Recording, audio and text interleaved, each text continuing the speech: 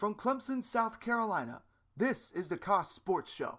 Hi everybody, welcome back to the Kos Sports Show for another episode. I am your host, of course, for the evening, Andrew Koster, and today we are going to be going over the first playoff rankings released for the 2017 college football season, and there are some very interesting surprises in there, and Blake Harris, from Harris Highlights, of course, will be joining me to discuss these as well. Now, as I wait for him to hopefully call within the next couple minutes, I'm going to go ahead and give you the top 10 here rundown. Number 10, Miami. Number 9, Wisconsin. Number 8, TCU. Number 7, Penn State. Number 6, Ohio State. 5, Oklahoma. And now for the top 4. 4, Clemson.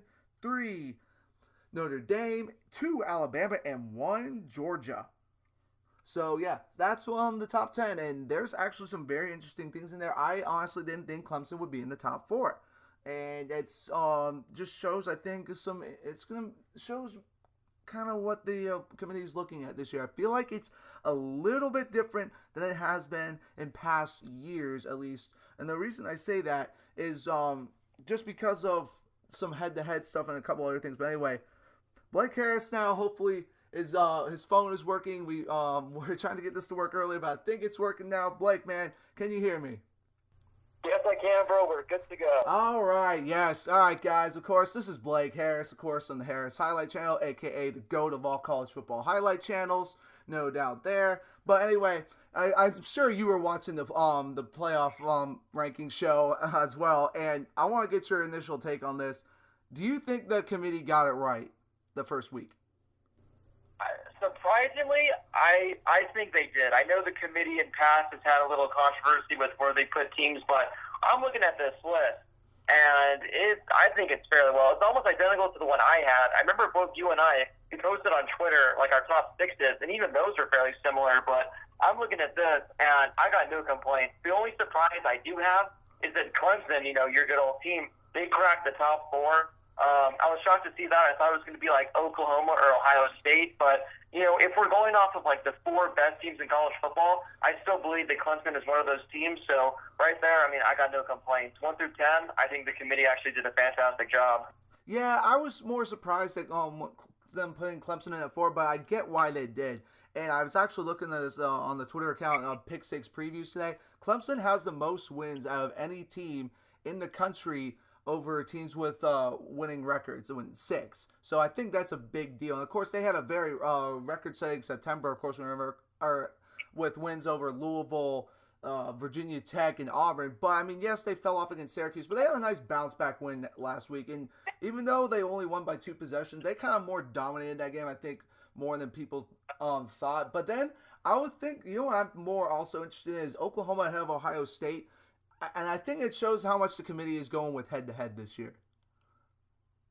Yeah, I think that's the case. Overall, I think I put Ohio State actually ahead of Oklahoma, and then you realize, though, Oklahoma did knock them off. So that has to be the only reason, I think, is that head-to-head matchup. Because if you look at Ohio State, I think their schedule speaks for itself. It hasn't been the best, but Oklahoma's theirs hasn't either. And then they got that one loss to Iowa State. So I guess when it came to this, is the head-to-head, they're going, what's the more impressive loss? Like that 1-point loss to Penn State that Ohio State had, or Oklahoma's one to Iowa State. So I guess that somehow gave them extra points. But I think at that one, 5 and 6, it's too early for it to really matter because so many things can still happen. But that one did surprise me a little, having Oklahoma leapfrog over Ohio State. Yeah, I agree as well with that. Just because Oklahoma, if you've looked at them these past 4 weeks, have been very shaky. Of course, they barely beat a winless Baylor team. They barely beat a very disappointing Kansas State team, who actually I was kind of high on at the beginning of the year. And also barely beat Texas. Texas is a decent team, but still should be beating them by more than they did. And Iowa State, of course, losing them. Of course, Iowa State is first right now in the Big 12, which I never thought I would see the day. But I don't know. It's just weird. I thought they would say more how, based on how teams are playing now. And if you look probably right now at Oklahoma and Ohio State clearly right now is playing better. But anyway, on to the next question I had for you. Who do you think is too high or too low in the rankings? No, this is an easy question. And I think that's Iowa State at 15. Now, I know this is going to come as a surprise, but I think they're too low.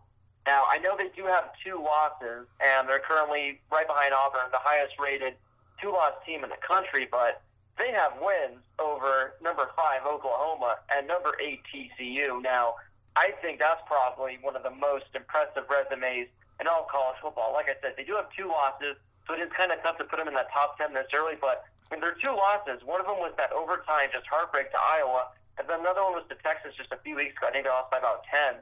So it's tough to say, but if you want to go off of like best teams currently right now, I mean, you got a team, as I mentioned, you knock off number 5 and number 8, you have them at 15.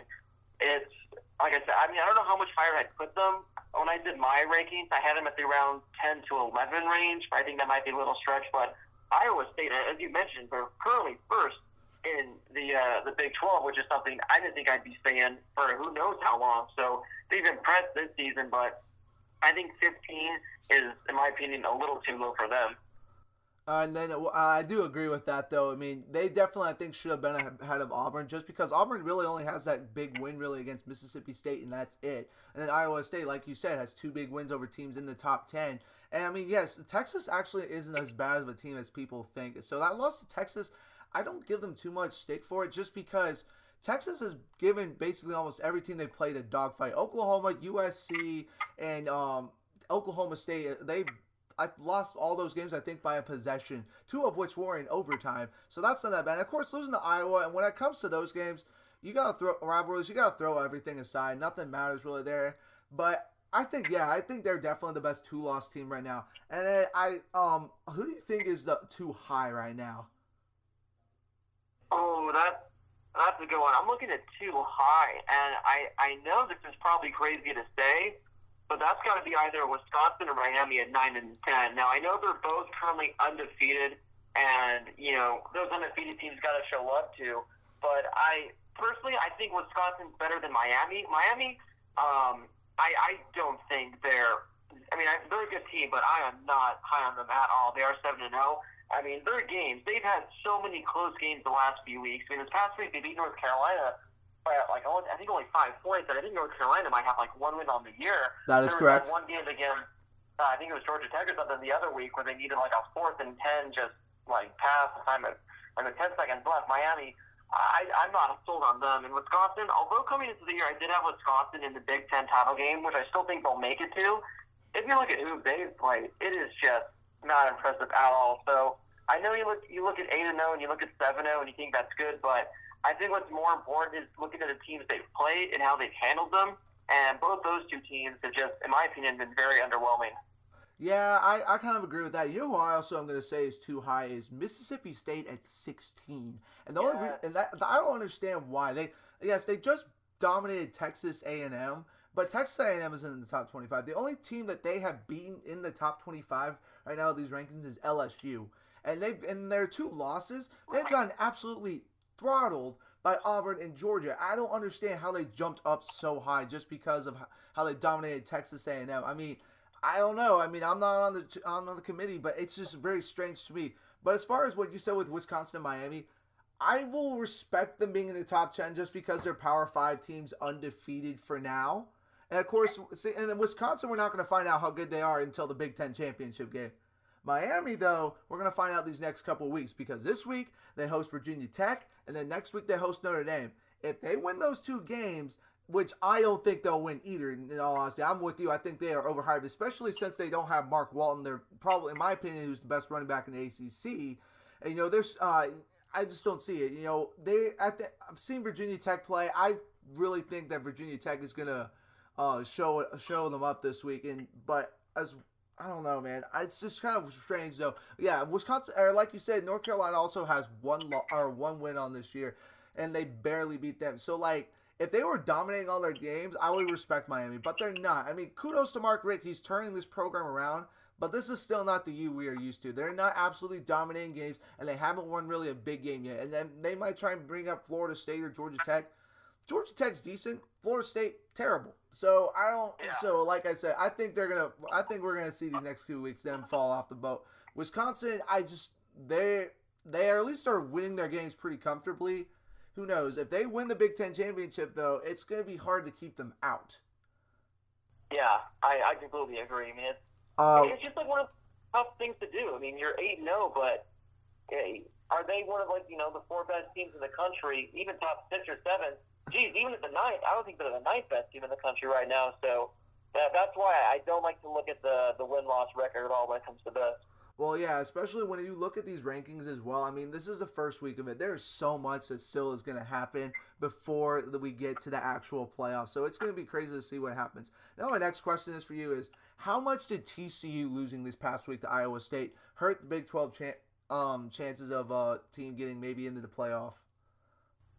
I don't think it hurts them too much. If anything, I think it surprisingly actually helped them because now it just shows that Iowa State is a legitimate team, which I know I'm still trying to fathom how that's possible because the last few years they've just been terrible. But I mean, I remember a few weeks ago I was talking about this. I think if any conference is going to miss the playoff, it's going to be the Big 12. But now looking at this, like I said, you got Oklahoma at 5, you got TCU there at 8, and now you got an Iowa State team who's coming in quickly.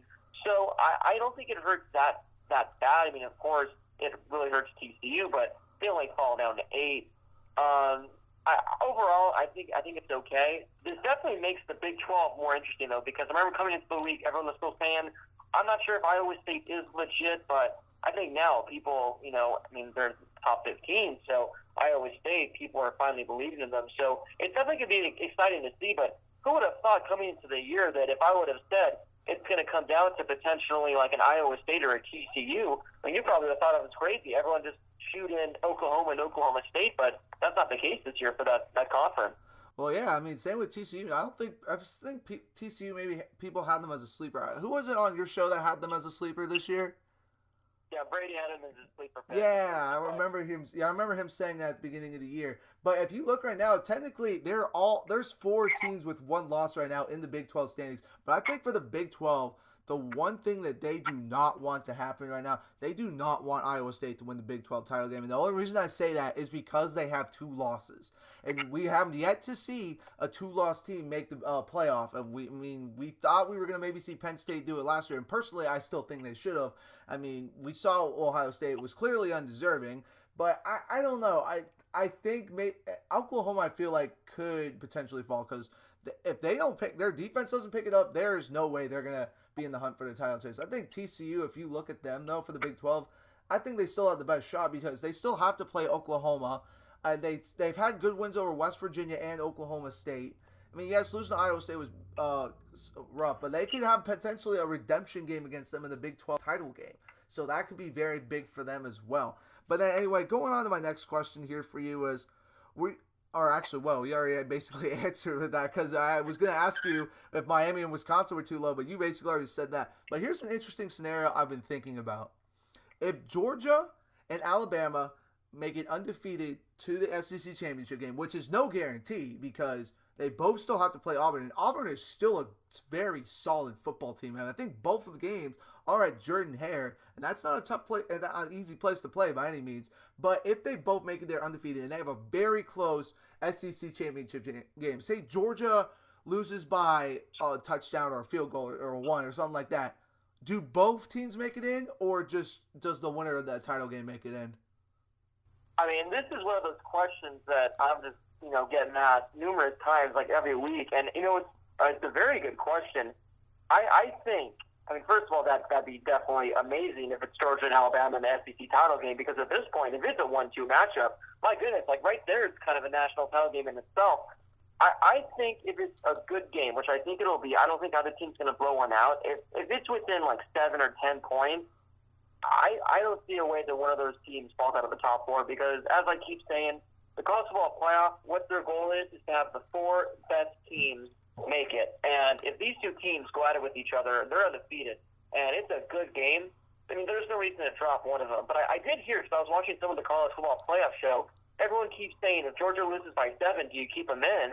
But then they're flipping it, saying if Alabama loses by 7 or 10, they actually have a better chance to fall out, just mainly because, at this point, the resume's not as good.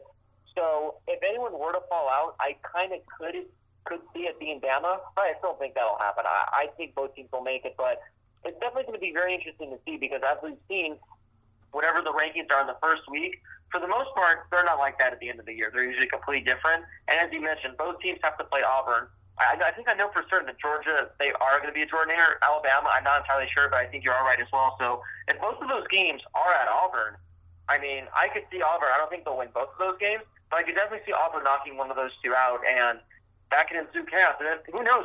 We could see like an Auburn team just catch fire.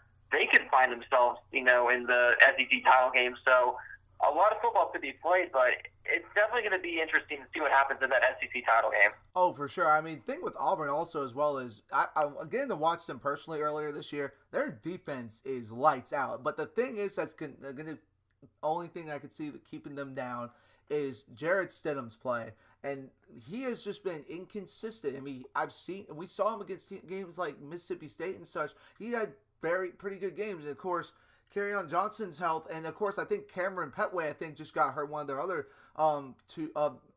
two backs of the two-headed monster they have there. But it's interesting. I think they could easily win one of those two games there. I honestly, though, I agree with you. If one of the two teams were to fall out of the rankings, I would see Alabama just because of their schedule. Because if you look at Georgia and who they will have beaten Notre Dame in South Bend, and then they will also win at Auburn and then beat what was it as well. But Alabama, I don't think LSU, Mississippi State, and Auburn are all going to stay in the rankings for the rest of the year. I really don't. I think definitely one or two of them is going to fall out. Probably not Auburn.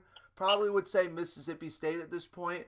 But I will say this, though, also for Alabama. They also have to go play at Mississippi State. And for me also with this Mississippi State team, it depends on which one shows up. Because if it's the one that shows up like they did against LSU, we could see a dogfight against Bama. And of course, they also just beat the snot out of Texas A&M last week, and Texas A&M, of course, was gave Bama the best run for their money so far this year. So I've been thinking about that as well and see how interesting of a game that is.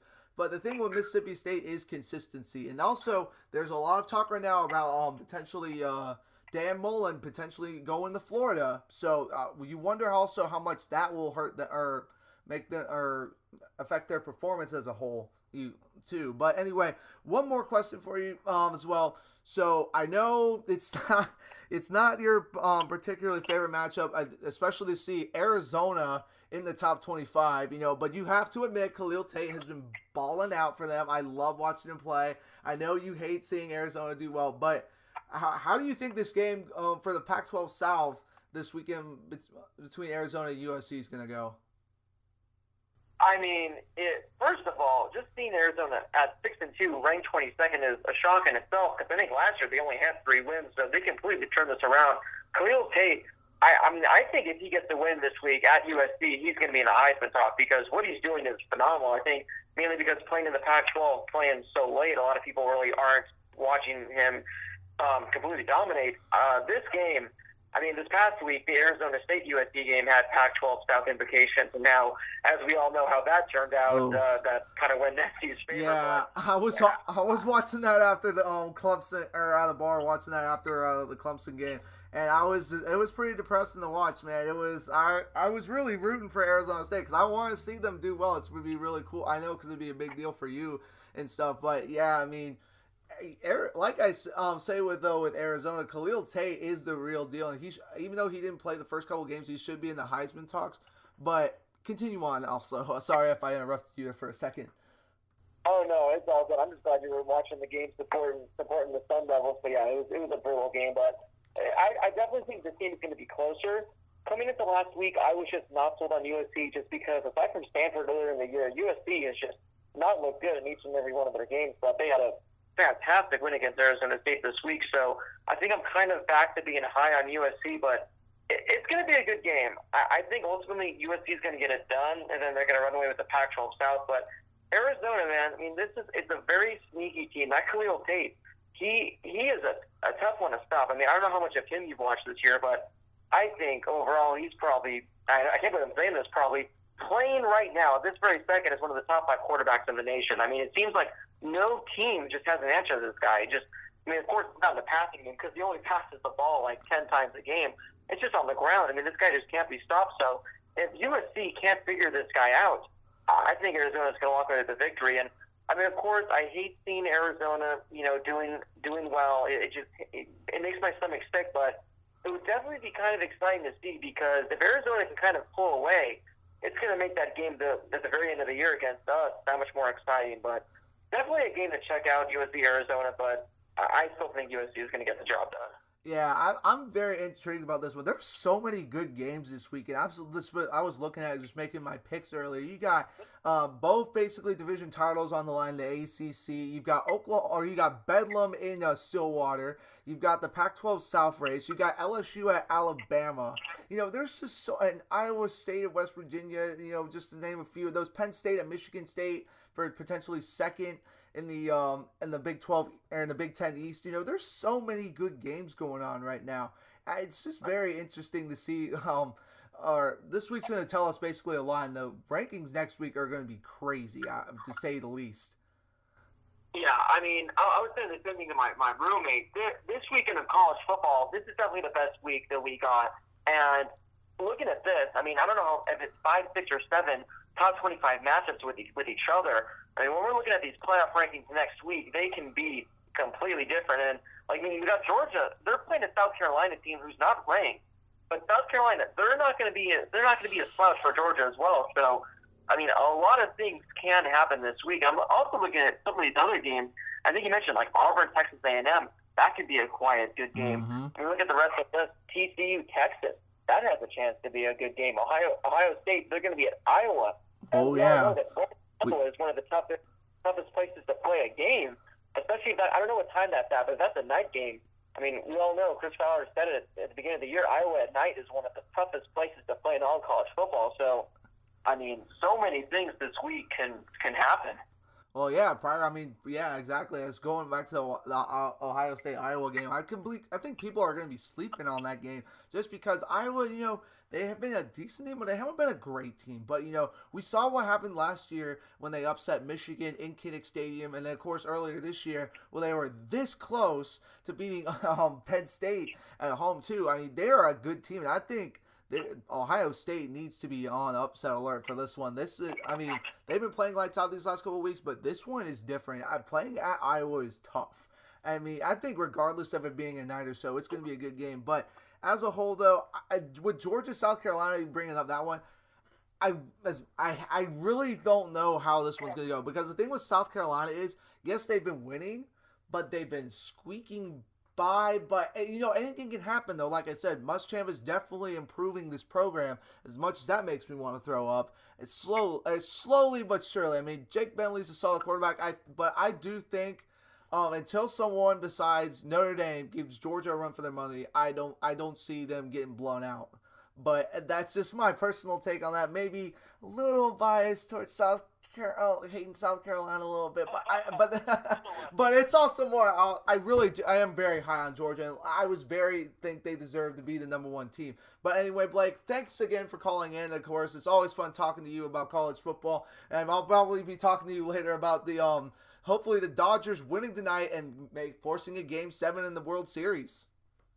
Hopefully, bro. I mean, I'm heading straight there to watch that game, and yeah, hopefully you'll be getting a happy Blake tonight.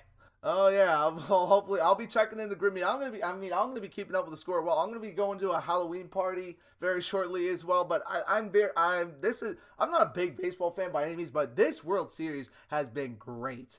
It's so hard not to watch this game.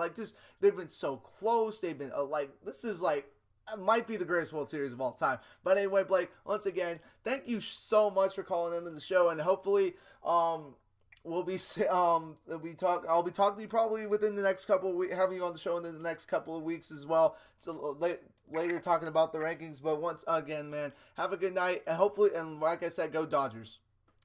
Thank you, man. I appreciate the time, and you have yourself a good and safe night over there. All right, man. I will. Take care. All right, man. As I said, that was Blake Harris, of course, from Harris Highlights. And, of course, like I said, there is a lot of stuff to talk about with this playoff rankings. But at the end of the day, there is so much that is going to change in these rankings right now. I'm just looking at them right now. And, there's going to be teams that we don't have any idea about right now who are going to be in there climbing their way up. I don't think necessarily anyone outside the top 10, besides potentially Virginia Tech, if they win out over because if they beat Miami and they beat Clemson or NC State in the ACC title game, they have a shot, but they need some help. And the same goes, I think, with as well as TCU as well. But they need, what TCU and Oklahoma need is Iowa State to lose, because Iowa State holds the head-to-head with both of these programs, and that is a big deal when it comes to this, especially with the Big 12 championship game they have now with 1 versus 2. It's a big deal. And like I said, and of course there's another undefeated team in here going on as well, UCF. I mean, like, I'm not expecting them to make the playoff, but they have some good wins over American Athletic Conference teams, which has actually been definitely easily the best of the group of 5 teams, or group of 5 conferences to say the least. But I just don't see them making the playoff as well. But anyway, that is what I wanted to talk about with these rankings. Very exciting. I think they got it right, especially with the top 4. Looking at it again, you know, Ohio State, I get why they're behind Oklahoma just because of head-to-head. I personally would have put Ohio State ahead just because of the way they are playing right now. And Oklahoma just keeps looking very, very shaky. I'm surprised Penn State was only at 7, but I do get why them and TCU are ahead of Wisconsin just because of who they have played compared to Wisconsin and Miami too. But these next couple of weeks of college football are going to really tell us what is going on in the or who's going to make the playoff or who's in and who's out. There's a lot of contenders in there right now. There's going to be some gone as of next week. I'm pretty darn sure of that. Potentially, well, Virginia Tech is, I think, the last team on this list that has a chance to get in. Well, maybe Iowa State, but they need a lot of help as well, just because of the 2 losses, and we know what the committee does with 2 losses. But here's another also fun fact. Any team that has started off number 1 the first week of the playoff rankings has yet to win the national championship. And that is a big deal. Actually, anyone who has gone into the playoff as the number 1 seed as well has yet to win the playoff. So, is this bad for Georgia? I don't think so. You know, you're going off of 3 years, so it could easily be different. But a lot of times it changes up very, very quickly. And we're going to find out also a lot about Alabama these next couple of weeks. Of course, this weekend at LSU. Later, they have to go to Mississippi State and at Auburn. And, of course, if they win those, and I'm going to right now say assume, but we're going to find out really how well this team is playing after they go to play against LSU this week.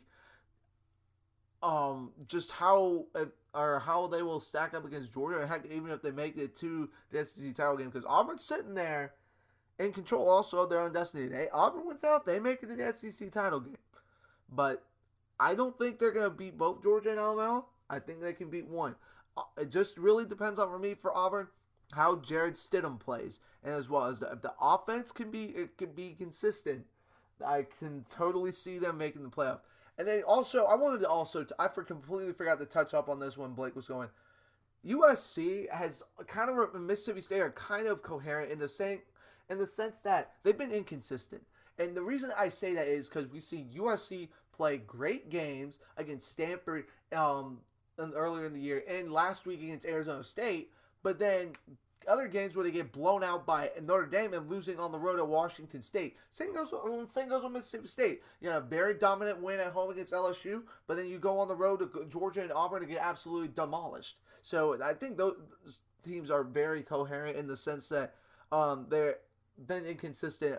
So we'll see how good they are going down the stretch as well. Because Mississippi State still got some tough games. I think they also have, they have Alabama. I don't know if I take that back. They don't have as tough. They probably the easiest of those 3 in the SEC West. But Mississippi State, I think also, if they win out and Auburn beats Alabama as well, they could make the SEC title game. How neat would that be? I don't think it's going to happen, but that's just an interesting scenario to look at as well.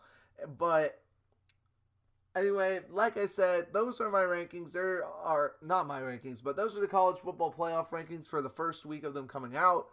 very interesting to say the least. Definitely, I think they are changing some stuff up and focusing more on head-to-head and strength of schedule as you look at Wisconsin and Miami. But anyway, we'll see how those unfold in the next couple of weeks. But anyway, now we're going to go on and talk about some of these good games that were on last week. And the first one being Ohio State beating Penn State in a comeback for the ages. Or not for the ages, but a very nice comeback when they were down 18. I believe it was in the late third or fourth quarter when they came back. And, they control their own destiny now in the Big Ten East. They, I think, need to lose 2 games in order to, unless the Michigan State beats them, which I don't think so. Just Michigan State, they're better this year, but they're not what they were 2 years ago. I just don't see Ohio State not making it to the Big Ten championship game. But then again, Iowa, like we said this week, could be a big trap game for them as well. But when it comes to Penn State, they choked so hard. It's crazy, to think about that. Just they look so dominant in the first half, 28 points in the first half. But the thing that hurt them is they couldn't stop Ohio State's defensive line. But Ohio State's defensive line, I thought coming into the year was going to be very good.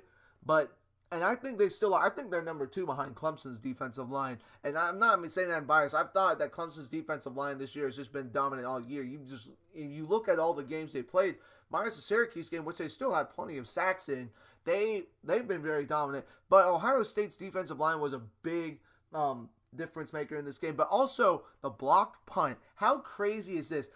A blocked field goal last year set the tone for Penn State. A blocked punt this year set the tone for Ohio State's comeback this year. It's crazy to think about that special teams played such a big factor, especially early in the game. Ohio State on special teams was playing atrocious. Of course, they gave up the opening kickoff to Saquon Barkley for a touchdown, and so that really hurt, or was more of a shocking. But also, JT Barrett, I've been saying he's been overrated.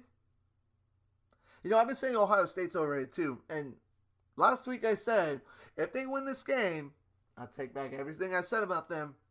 I'm man of my word. I'll take back what I said about them being overrated. For now. Yes, this was a nice win. And I will say, they have been, now looking back to these blowout wins, they don't seem to be as bad as I thought they were. Because if they were to play, I think, Oklahoma right now, Oklahoma's defense would be nowhere close to as good as they were the first time they played.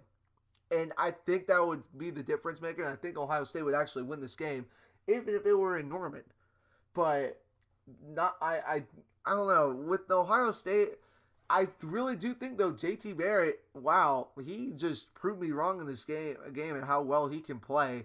You had looked at him, though, in the past couple of games, I think the last 3 times he had played AP top 25 opponents or like big games, he had just been awful. Like against Oklahoma earlier in the year, against Clemson last year, I think Michigan before that, he just wasn't great. So that's kind of why I was overhyped on him.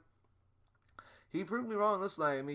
I was reading actually some about this game after. Of course, I watched most of it, but looking back at Urban Meyer said that's as close to a perfect game as any of his quarterbacks ever had. And keep in mind, this guy had Tim Tebow at Florida. So that is high praise from Urban Meyer on JT Barrett. He did play a heck of a game. Ohio State did as a whole. And this is also while they were committing 2 turnovers that were costly. So you wonder how this game would have been without the turnovers. But it's very interesting.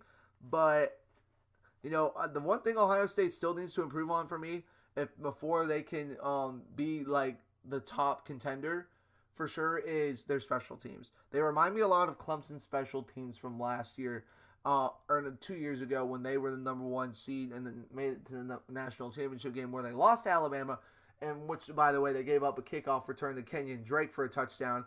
They've given up multiple kickoff returns for touchdowns this year. We saw it earlier this year against Maryland. They gave up one. And then, of course, this one could have been very costly for them against Penn State.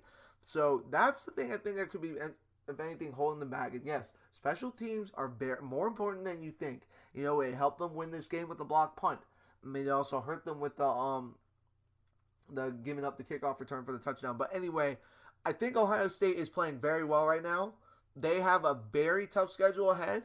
If they can make it through that in the Big Ten championship game, man, it's going to be hard to not pick them to potentially even win the national championship. As much as I've given crap as I've given them, they're playing lights out right now. I think they're the third hottest team in the country for me right now, only behind Georgia and Notre Dame. And that is high praise for me just because I've been so high on both of those teams for a while. And I really didn't have anyone really sitting at 3, but Ohio State now is clearly my clear third as like hottest teams in the country. But anyway, going off of that as well, there was another upset in the Big 12, and guess who did it again? Iowa State. This is Iowa State we are talking about here, guys. This is crazy. I never thought I'd be talking about them like this. First, they go into Norman and beat Oklahoma, who had looked like unstoppable going into that game. And then they host TCU this past week, who looked absolutely dominant in all their games, and beat them. Oh, that's crazy. They're first in the Big 12 right now. I don't even know what to say. This is an incredible story for the Big 12, but it could hurt them. And the only reason, like I said earlier, the Big 12 does not want Iowa State to win the Big 12 championship. They don't want it. They only, I don't think, want to make the Big 12 championship game. Well, maybe that. But for Iowa State, I don't know where this has come from, but this defense for them is playing lights out right now. I mean, holding TCU to 0 offensive touchdowns. The only touchdown TCU had in this game was a kickoff return at the start of the second half.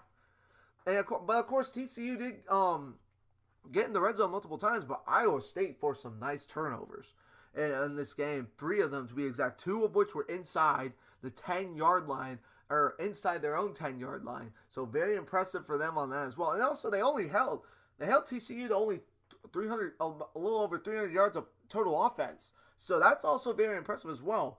You know, they're not the most prettiest looking team, but what an awesome story for Iowa State. It's awesome to see. This is, I think, their best start in 15 years, which is crazy. I was 6. That means I was 6 or 7. No, I was 7. Just turned 7, which I actually just turned 22 this past week. Yay, happy birthday to me. I'm 22. But besides the point, you know, it's crazy. When you think of any decent teams from Iowa, you only think really of Iowa. You don't think of Iowa State. So this is a really cool story. But as far as for TCU goes, they need to basically win out. You know, if they want any chance of the playoff, they have to win out. There's no room for error. They have a really good chance to do that, though, because they still have to play Oklahoma, and that is going to basically, I think, be the one of the 2 teams who makes it in. But, of course, Iowa State still has to play Oklahoma State, so they're not guaranteed to make it in as well. And, I mean, they had their 2 early losses, but they're one of the hottest teams in the country. They're my 4th hottest team in the country just because of who they have beaten in the last 5 weeks or so, or 4 or 5 weeks or so of the college football season. It's incredible. So, kudos to Iowa State for being at 15 and playing some great football right now. It's very good to see what's going on up there for the Cyclones. Very cool. But then also, there was another, of course, big game this weekend, and that was Notre Dame and NC State. I was very intrigued on that one. Unfortunately, it didn't turn out like I thought it would. That's unfortunate just because I was really expecting a good game. I mean, the first half was great. You thought NC State came to play, but then then Notre Dame said no, and basically just ran away with it in the second half. Kudos to them. No one can stop really right now. Besides Georgia, no one has been able to stop this Notre Dame running attack. Again, over 300 total yards on the ground again this past weekend, with Josh Adams having over 200 by himself. And Brandon Wimbush had also some good runs as well. But can anyone besides Georgia stop this running attack? There's a couple I think that could. And that's Clemson. And that's maybe Alabama. And the only reason I say maybe Alabama is I need to see Alabama play a good team first. And people could say, oh, they beat number 3 Florida State at the beginning of the year. Seriously? Florida State is 2-5 and just got absolutely destroyed this past weekend by Boston College. Boston College beat Florida State worse than Alabama did. So that's not really saying much. Regardless of it, this Florida State team is just, I don't know, they're a train wreck. It's embarrassing for the ACC in my opinion, but that is beside my point here. here, Notre Dame, they have been playing very well. They're, in my opinion, the hottest team in the country. And when we look back at this game between them and Georgia at the beginning of the year, we didn't think much of it. And, it's crazy. It was the most expensive ticket for college football this year. You know now why. Because now both of these teams are sitting at 1-3 in the college football playoff. And what sloppy of a game that was a very exciting game in the sense. And it just shows you how good both of them are. The fact that Georgia, and they've gone on to dominate almost all their opponents since then. And you see it with Notre Dame. They dominated USC the week before this, and then they dominated NC State overall this week. But they still have a tough road ahead. They have to go to Miami in 2 weeks. And like I said, I'm not high on Miami, but it could be a good game. And then also, they have to go to Stanford later this year. And this weekend, they have to host a solid Wake Forest team. Not a great Wake Forest team, but a solid Wake Forest team. A team who just beat Louisville this past week, who almost beat Florida State. Okay, I'm not going to bring up Florida State. Who hung in there with Clemson, actually, surprisingly, very well. Clemson, they beat them pretty comfortably, but their defense is very good. And, Notre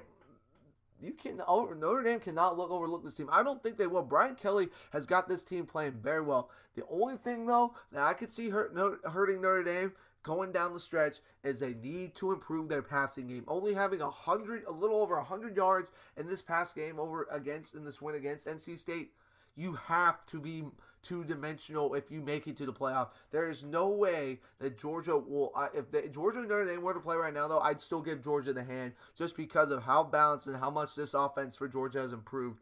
I mean, and Notre Dame's defense also needs to get some credit. They've been playing lights out as well. They completely shut down Sam Darnold the week before this past week, and they shut down Ryan Finley coming in. Of course, it didn't help that Nakeem Hines got hurt for NC State, he's easily, not arguably, easily their most explosive offensive player and a huge difference maker. I don't know the status yet of his injury for this upcoming weekend against Clemson, but if he's out, that's really going to hurt NC State because he is such a good big difference maker for the Wolfpack.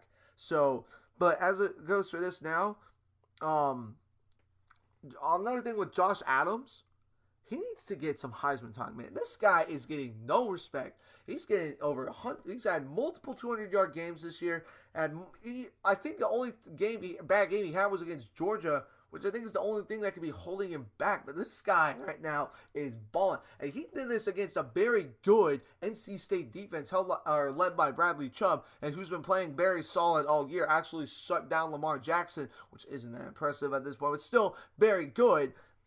I just think he needs to be getting some talk. He's definitely in my Heisman list this week, and I'll be going over that later in the show. But anyway, that's what I just wanted to talk about that.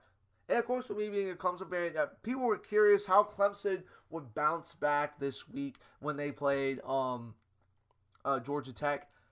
This game wasn't a surprise to me at how it went. It was, by the way, it was a monsoon. Very fun game, very wet game.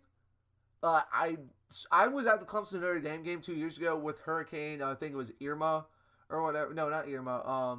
Joaquin, off the coast of South Carolina. And basically, we thought that was a monsoon. This blew this out of the water. This game, literally, the went through my rain jacket, got all me soaked. Oh my goodness. It was literally, at one point in this game, it was raining 2.3 inches per hour. And that's per hour. That is crazy. But that's besides the point. I just wanted to tell you a little about that. A very fun game regardless, and good to see Clemson win. But their defense looked a lot better than they did against Syracuse. But, I mean, it's a different style of offense they were playing. But I've been telling people this before. Brent Venables has the triple option. It has Paul Johnson's number.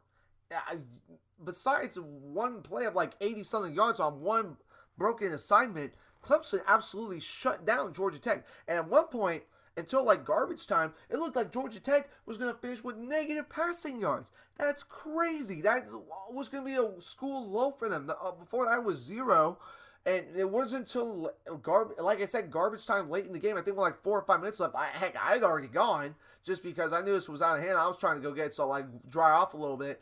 I think that Clemson's defense is back and ready to go. Of course, Tanner Muse did, break bone in his hand. He came back and played with the club and played absolutely fine.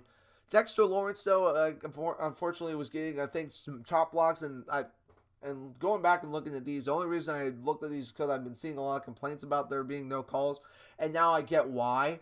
There was some clear chop blocks, and they clearly looked like they were diving at his legs, but thankfully Dabo said he's good to go. But also, another thing people were really curious on is how would Kelly Bryant play? And I was very nervous, just especially because it started when I saw the rain. I'm like, oh boy. How, please, God, do not let Kelly Bryant's ankle get hurt again. Oh, we do not need this. It looked fine. It looked great. The dude was running as good as ever. To be honest, he was playing phenomenal. I mean, he completed 66% of his passes in this game, and it was pouring rain. I mean, yeah, Clemson only scored 24 points, but I get what Dabo was doing. He went very conservative, even though it's annoying and I hate it when he does this, just because I don't get. He is not a big style points guy. But the thing with Clemson is, if they win out, I think they're in. There's no really debate. They will have probably the most wins over teams with winning records because they will also still have to beat.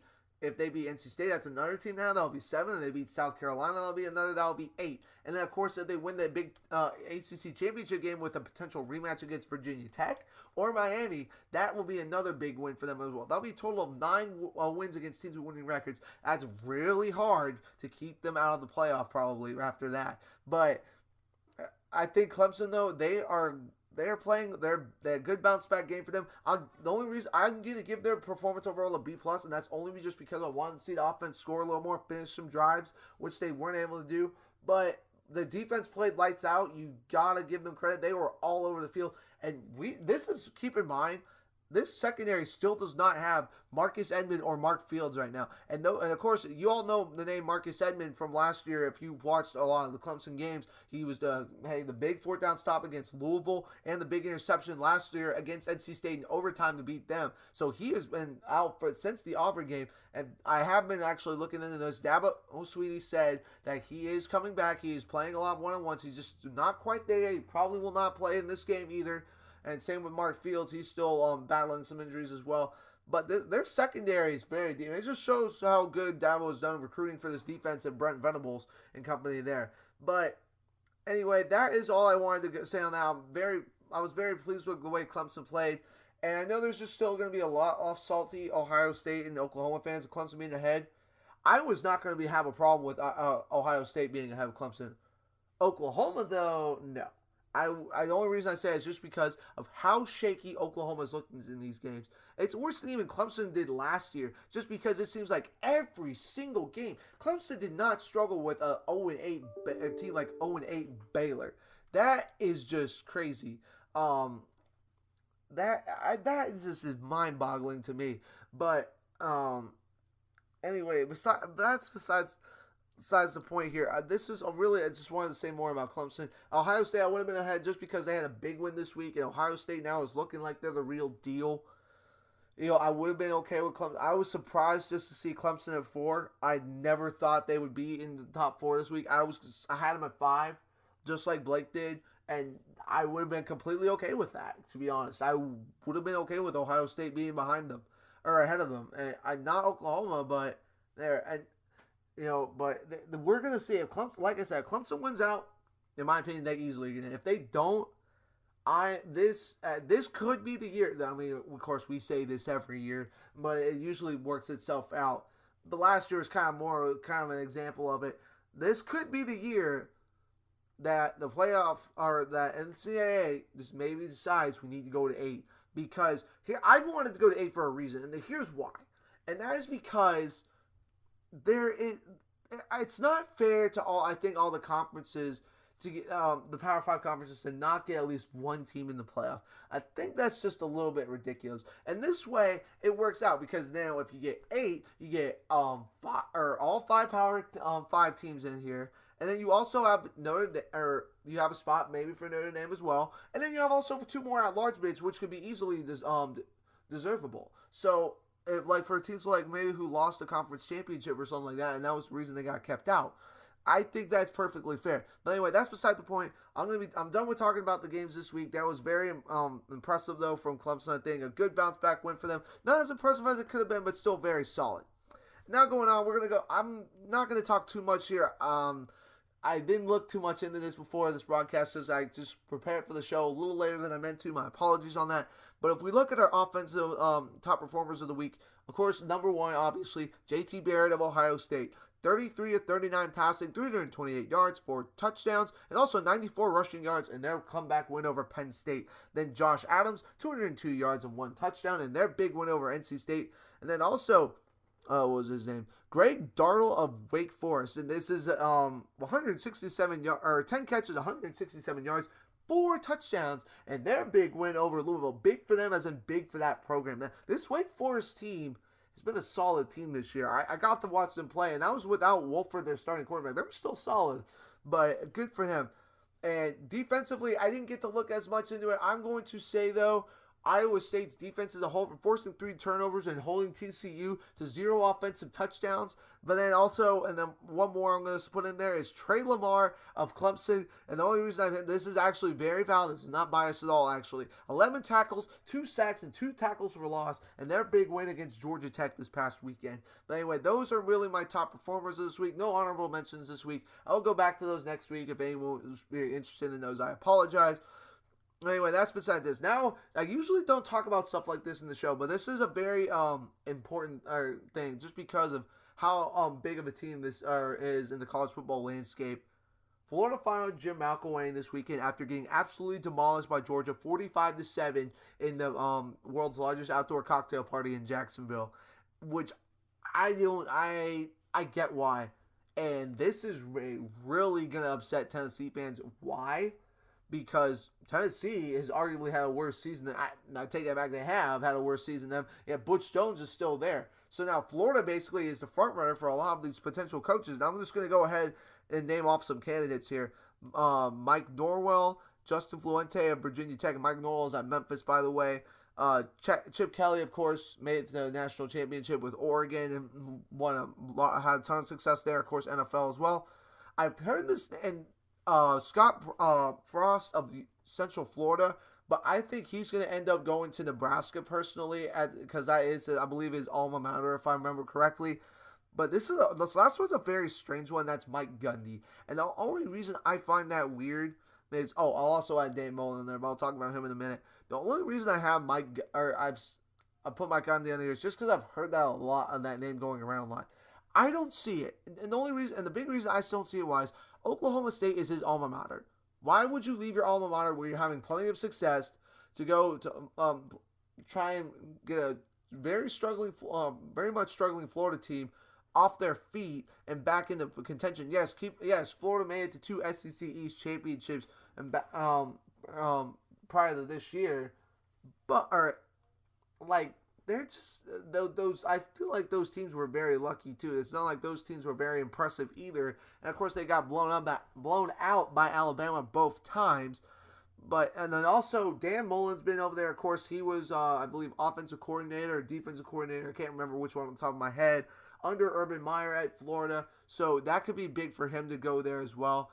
I've heard his wife say she is really against it just because of how much pressure those fans put on there. But to be fair, they have. I mean, Urban Meyer kind of spoiled them, and they made them hungry to find it and made them a very elite program. Well, actually, Steve Spurrier did that, but they made it an elite program, and they are an elite program. Not a blue blood program, but they're an elite program, and that's very much a top job. So I'm very intrigued to see who will get it. I think, if anything, maybe Mike Norvell of Memphis. And I know Florida fans might be annoyed just because it's not a Power 5 school. It's a Group of 5 school.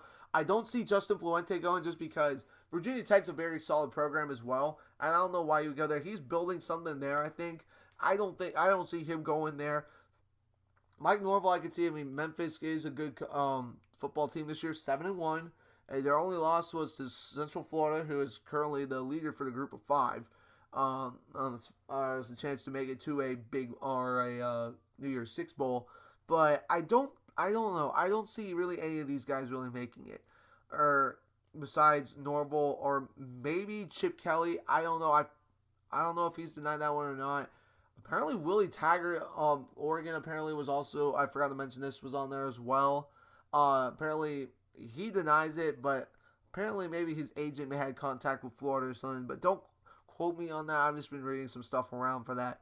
But anyway, I just wanted to touch on that because this actually is a big deal for at least where I live, and not more personally I live, but like in the South, it's a big deal just because of how much Florida, all the basically all the resources they have, and they've still struggled this year. But I mean, this is partly though. I don't blame Jim McElwain completely for getting fired. Like, it's just like coaching. It's his players. His players such as Callaway and Jordan Scarlett were all had some huge disciplinary issues and basically were suspended the whole year. So that really did not help them either. But you also wonder what would have happened when he was there and had Will Grier still. Will Grier is balling right now at West Virginia. I mean, yeah, they aren't like, they're not in the top 25 or anything, but they've been in the top 25 multiple times. They've beaten some solid teams. They've been in close games with TCU, Oklahoma, or Virginia Tech, and what was it? I think Oklahoma State this past week. You just wonder how much that would have helped McElwain as well, trying to get his offense going. But unfortunately for him, he is out. That is tough for him. I hope best of luck to him finding a job. You know, I don't really have anything against the guy. I never saw anything bad about him. I do respect him suspending those players at Florida and not letting them play, thankfully. So I really can't have anything against him. Hope he has something good elsewhere. But going off of that now, I'm also going to give you my Heisman race now. My new leader is Bryce Love. And I know he didn't play this last week, but here's why. He leads in yards per carry. He leads in total rushing yards. Yes, he's not quite as dynamic and does kickoffs and stuff like Saquon Barkley, but I looked more into it, and I think Saquon is more kind of right now his hype. I mean, yes, he had 2 touchdowns this past weekend, but 67 yards rushing. I mean, yes, the kickoff return for a touchdown, but I think 4 in the second half in a big game like that hurts your Heisman stock. I mean, I still have him in my top 5. Don't get me wrong here. It's not like there's no way he's undeserved to get in. Oh, he is still, the year he's had has been very phenomenal. But I get, like, I'm not gonna have him at first right now. I love Saquon Barkley, but he needs to have a bounce back week. But then also some other guys that I have in there in the hunt right now. Of course, Baker Mayfield, and like I said, Saquon Barkley, and then of course JT Barrett, of course, gets to come in this week after a phenomenal performance against Penn State this past weekend. And of course, I also said this earlier, Josh Adams is on my list as well. This guy has been low-key one of the most underrated backs in the country year in and year out. And I had Jonathan Taylor on there. He didn't play quite as good of a game this week, so I took him off for now. He's still maybe more of a sleeper. I don't see it, though, just because of Wisconsin's schedule. It's going to hurt them. I think it's really going to hurt them.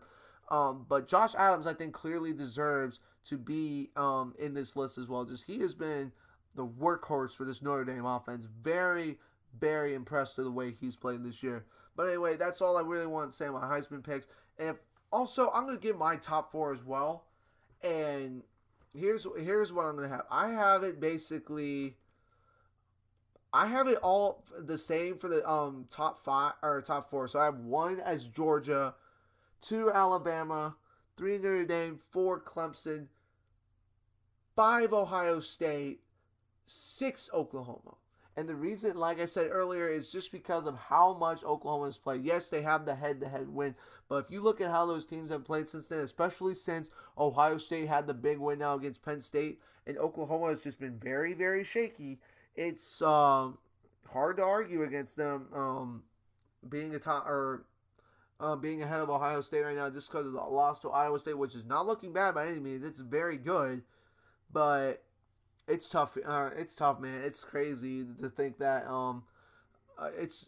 these teams almost are a deadlock. I mean, you could flip them around. I get both sides of the story here, but anyway, I'm not going to include anyone else. TCU, Penn State. I'd put them at, I guess, probably at 7 and 8, like the committee. Like, the committee actually did a very good job, like Blake said earlier. I agree with them on that.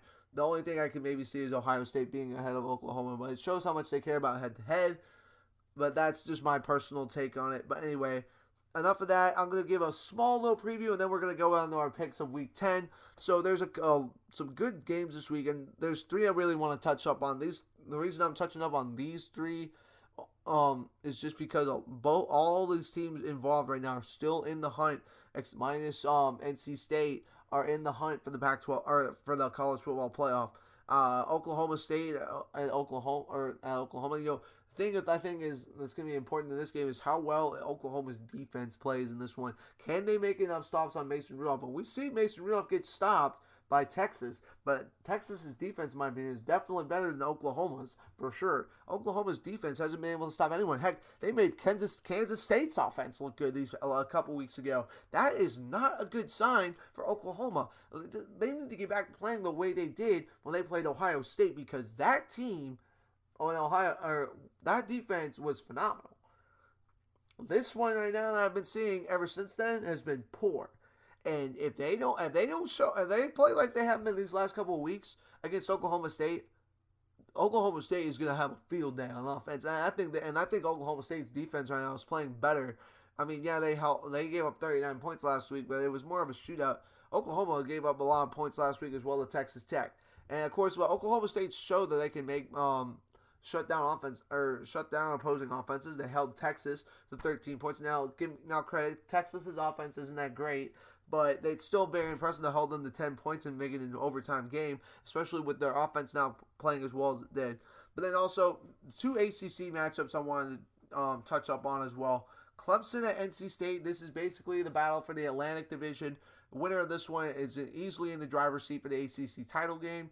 I think really what it's going to come down to here is Lakeem Hines is ready to go. If he doesn't play, I think Clemson is going to easily walk out here with this one. They'll struggle, I think, at first, but then pull away pretty easily. If Lakeem Hines is 100% healthy and plays in this game, I think we got a dogfight right here. I really think NC State, I mean, yes, they lost to Notre Dame by a lot, but remember, this was without Hines, their most prolific player on offense. They can easily do stuff. I think Clemson's defense will make enough plays on them. But also, I think the key player in this one is Kelly Bryant. We saw him play this last weekend against Georgia Tech, and he looked very good. Can he do it again? And I think he can. I really think he can. He played Georgia Tech was actually a very good a very solid defense coming into that game last week. And Kelly Bryant had a pretty good job, at least in the first half. I think Clemson, like I said, Clemson went more conservative in the second half. Didn't really throw it as much with it being the rain. Of course, they don't want to take the chance of Kelly Bryant potentially getting hurt again. I think it gives him another chance for him to let his ankle heal up just a little bit more.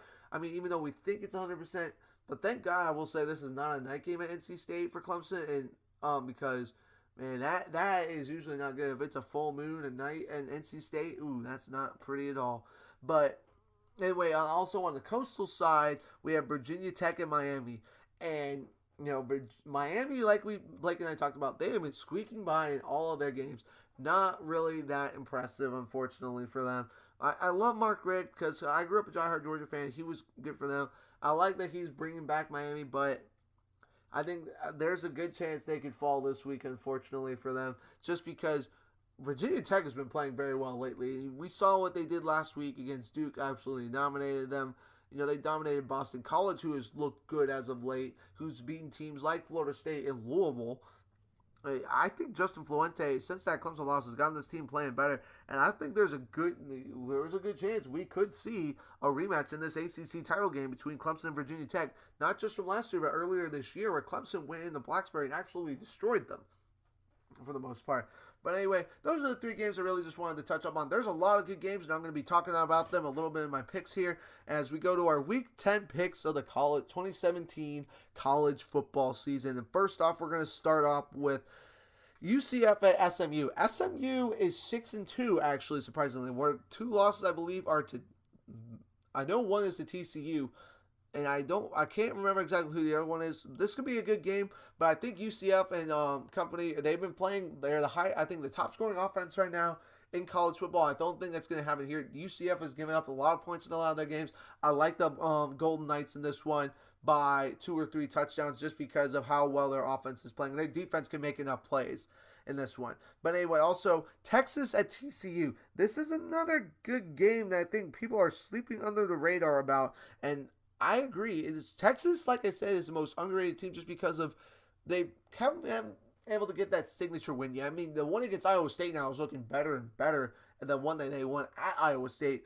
But I like TCU in this one just because I think they have a bounce back game in this one. I think Kenny Hill's going to get back on his feet. And I think their defense is going to. I mean, their defense didn't play bad last game, but I think their offense is just going to get or have a bounce back game, even though they're playing a good Texas defense. I like TCU in a close one, but I like the Horned Frogs by a touchdown or so. Good game, though, to say the least.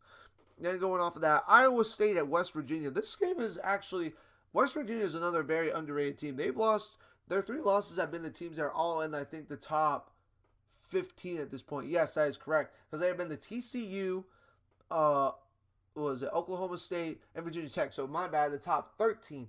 But I think Iowa State is just the hottest team right now in the country. I think they go into Morgantown and beat West Virginia. Of course, I said West Virginia winning last week. I don't think it'll, and I was wrong on that one. I'm not going to make that same mistake twice. I like Iowa State in this one by a touchdown or 2. Very, I think, high-scoring game, though, because West Virginia's offense will score some points. Then going off of that as well, Ohio State at Iowa. You know, I am actually going to look this up here real quick to see what time this game is being played at, just because they actually does have a big deal, or has some big implications, just because a night game in Iowa State or in Iowa is very tough, and Blake and I were touching up on that. Let's see here. Is it? And oh no, it's 3:30, but still, I think Ohio State wins this game. A very close game. I think that they get brought back down to earth just a tad. They're not gonna lose, obviously, just because Iowa State, Iowa's been a solid team, but nothing too impressive. I mean, they have, like I said, a win against Iowa State as well, but Ohio State in this one, I think by 2 touchdowns or so. Going off of that now, South Carolina at Georgia. South Carolina is surprisingly 6-2. They're not winning pretty, but they're getting it done. But in this game, I don't think they stand a chance. I think Georgia absolutely demolishes Jake Bentley and gets all over him. Their defense will not shut down Georgia's running attack or stop Jake Fromm, for that matter. One of their secondary players from South Carolina is talking smack to Jake Fromm. You know, a Florida player did that last week, and we saw that worked out for them. If I were a team playing Georgia right now, I would keep my mouth shut with the trash talk. They're on that Alabama level. You trash talk shit, you get hit. Big time, basically. But I like the Dogs in this one easily. Not even close. Georgia, a huge win for the Dogs. And then going off of that, though, Auburn at Texas A&M. This is a good game. Texas A&M got blown out last week against Mississippi State, which is honestly kind of a shocker. I did not expect that because Texas A&M, we saw them earlier this year against Alabama, and they played very well. I think they have a bounce back game though in this one. I'm going with A&M in an upset here. Because Auburn's been inconsistent on the offensive side of the ball, and that Aggies defense has played very well. I think their offense makes enough plays in this one to get this one done. I like A&M on this one by a touchdown or field goal. Aggies, baby, gotta go with the Aggies. Then of course Stanford and Washington State. Now this one's not being talked about that much now, just because both teams are kind of falling off here. Washington State especially. But it's going to be a good game. This could have some implications on the Pac-12 North. Of course, for Stanford, of course, has only 1 loss. So if they went out there in Washington State, it's a different story. They need they need to win this one. They need Stanford to beat Washington. But I think this is going to be a good game. But I think Bryce Love's just going to have a field day. This Washington State defense just lately has not been too impressive. Yeah, 2 weeks ago they shut down Colorado, but Colorado has been a completely different team from last year. I like the Stanford Cardinal in this one. Bryce Love has himself another day, and I think puts a little distance between him and the rest of the field as far as Heisman goes. Stanford wins this one by a touchdown or 2. But then going off of that as well, we have Penn State at Michigan State. Michigan State's still a team. If they win out in the Big Ten, they're in the Big Ten championship game. Do I think that's going to happen? No. And I don't think they are going to beat Penn State. I think Penn State has a nice bounce-back game. I think they win this one pretty comfortably by 2 or 3 touchdowns. Barkley gets also a good game as well. Nittany Lions, baby, big time. But also going off of that, we have LSU at Alabama. This one is another. It's not like I don't think it's as one that's being talked about, just because LSU. It's been up and down year for them. Of course, they lost to Troy at home in fake Death Valley. Have to always put some emphasis on that because they will try and tell you it's the real deal. And while we're at it, I'm just going to tell a little story about that. Clemson's Death Valley got the nickname Death Valley way before, or like 20 or 30 years before LSU's did. They got theirs like in the 50s. LSU's got theirs in the 80s. So if any LSU fan tries to tell you they are the real Death Valley, you got that story to tell them. Clemson is the real Death Valley. That's beside the point. This one's not in Death Valley. It's actually in Tuscaloosa at Bryant-Denny. I think Alabama wins this one pretty comfortably. They are coming off a bye week. LSU looked very good as of late. They actually beat Auburn, of course. I think it was the last time we saw them play. But I think Alabama wins this one by 2 or 3 touchdowns. Not as bad as they've been, big as they have been winning, but still pretty comfortably for the Tide. Alabama, like I said, 2 or 3 touchdowns in this one. Tide gets the dub. And then also as well, what was it here?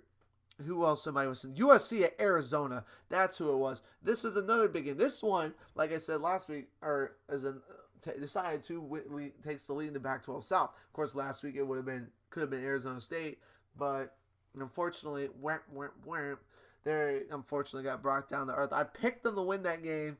They let me down, but like I said, if Blake wants Arizona to do good for going into this one, he thinks USC is going to win. Sorry, Blake, I have to disagree with you this one here. I don't think they're going to be able to stop Khalil Tate just because USC has been too inconsistent.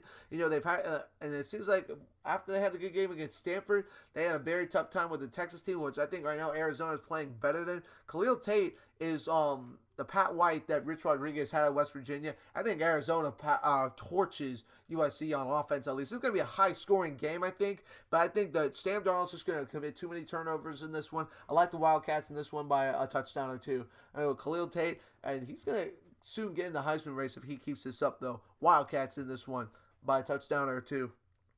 Then also we go into the ACC division title games, basically. Technically, they're not official, but they might as well be because they are. Well, first off, with Clemson at NC State.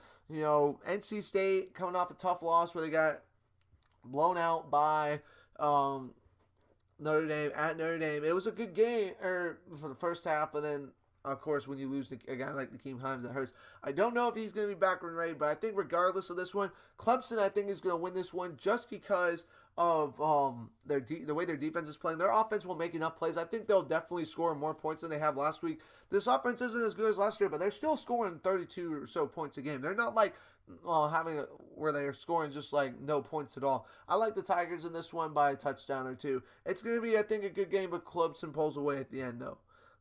And then also for the Coastal as well, Virginia Tech and Miami.